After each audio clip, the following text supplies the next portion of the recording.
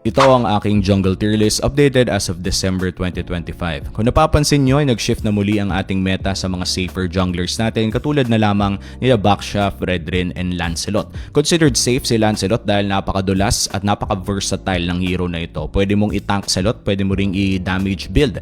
Kaya pinag-aagawan ito ng mga high-level teams natin at kita naman yan sa statistics ng ating mga recent professional games. But in terms of safe picks, nandiyan pa rin naman talaga sila Baksha and Fredrin. Yung nerf kay YSS ay talagang natamaan siya ng napakalala, kaya naman hindi na siya considered as a safe jungle, especially no kung medyo mahina yung wave clear ng inyong mga kakampi. Ang interesting dito ay pumapasok na rin si Uranus sa loob ng ating tier list in the jungle, mainly because considered safe jungle din ito. Ngayon, bakit nga ba napaka-importante ng safe jungling in this meta? When you look at roamers, mid laners, and XP laners na sobrang galing mag-invade at mag-sustain sa loob ng jungle mo, hindi pwedeng hindi mo kayang mag-sustain ng sarili mo o makatakas ng mabilis. And that is entirely why nandyan si Baksha, si Fredrin at si Lancelot sa loob ng ating S+.